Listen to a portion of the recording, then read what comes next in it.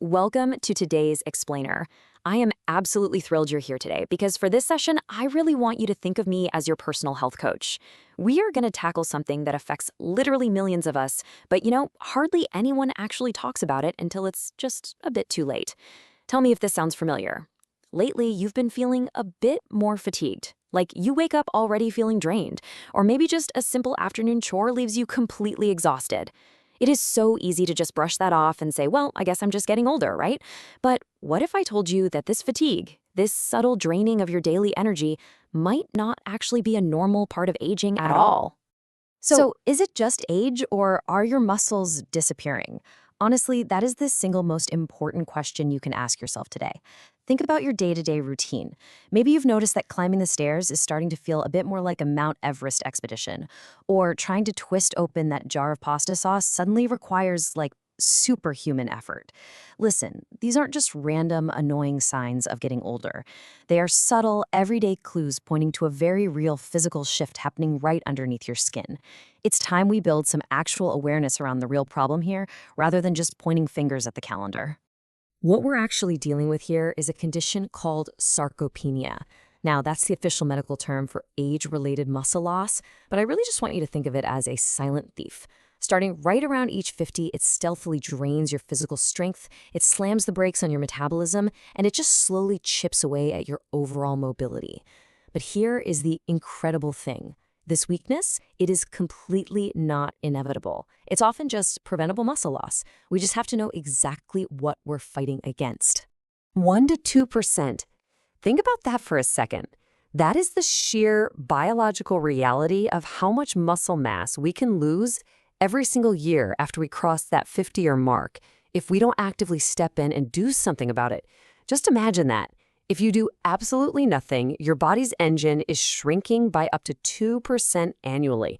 Over a decade, that is a massive, massive loss of the very tissue that keeps you upright, balanced, and most importantly, independent. So, how do you even know if this silent thief has been paying you a visit? Well, you might find yourself walking a bit slower than you used to, even on days when your legs don't actively hurt. Maybe you have to use your hands to kind of push yourself up out of a chair. You might notice your grip strength is just failing, dropping things or struggling with regular doorknobs.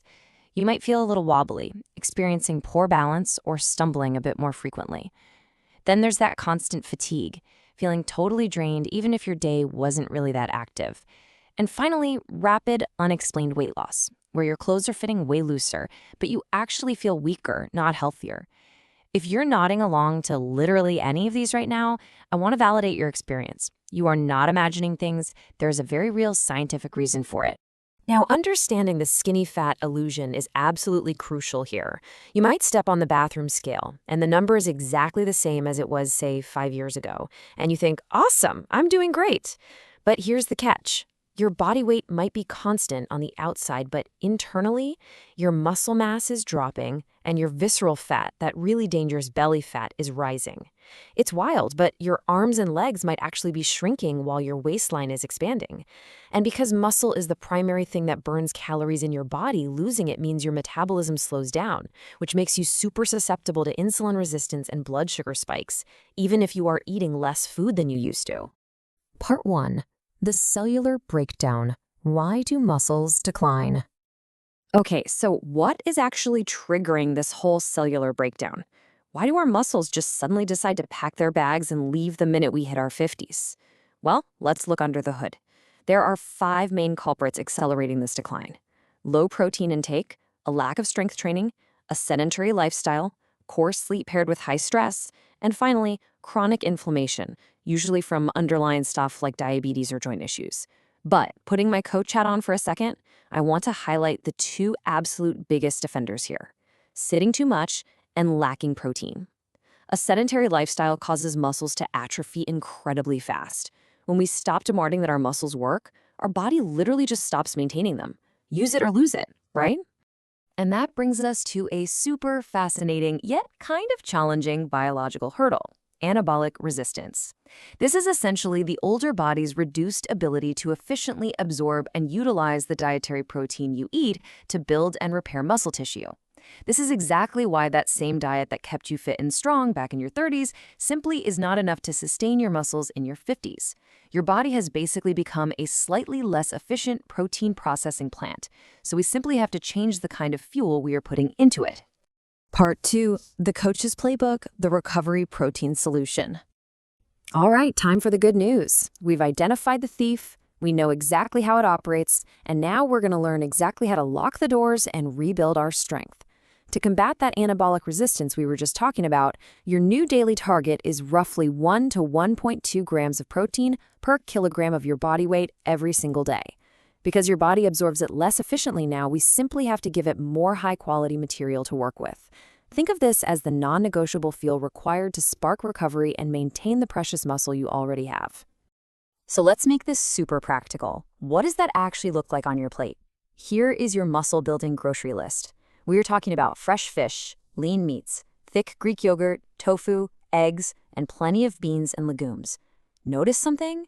These aren't crazy, complicated supplements. This is real, accessible, everyday whole food. These are your fundamental building blocks. If you truly want to repair the engine, you've got to prioritize these protein sources at every single meal, not just saving it all for a big dinner. Part 3, the coach's playbook, home strength exercises. Because honestly, here's the truth. Nutrition is only half the battle. Going for a daily walk is absolutely wonderful for your heart and your mind, but walking alone, it will not stop muscle loss. To rebuild the engine, we have to demand that it grows. But the good news is, it can be incredibly simple. You do not need a heavy barbell, no fancy gym membership required. Here are 3 simple, highly effective movements for strength that you can do right in your living room. Gentle squats, sit-to-stands using a sturdy dining room chair, and seated resistance band pulls to really strengthen your back and posture. Doing these safe movements just 2 to 3 times a week is completely enough to create the stimulus your body needs to halt that muscle loss, restore your independence, and bring back your vitality. Part 4, rest, recover, and rebuild. Now, as your coach, I need you to understand one really critical concept.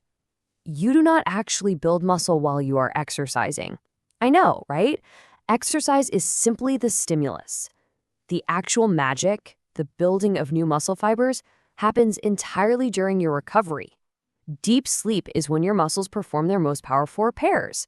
When you're asleep, your body releases hormones that get straight to work fixing those tiny micro tears you created during your home exercises. If you cut your sleep short, you literally interrupt the repair process. And please, avoid extreme rapid weight loss diets. When you lose weight too fast, a huge percentage of that loss is your precious muscle tissue, not fat. Protect your heart and muscle by resting well and eating sustainably. I really want you to internalize this next point. You can rebuild muscle and strength at 50, at 60, and even at 70. It is never, ever too late to reverse the decline. Your body is incredibly resilient and responsive. By giving it the right protein, a little bit of targeted strength training, and proper deep sleep, you can literally turn back the biological clock on your mobility. You don't need the body of a 20-year-old, you just need to be a little bit stronger than you were yesterday. That's the goal. I want to wrap up by leaving you with this incredibly powerful thought from our source material today. Aging isn't as scary as losing muscle.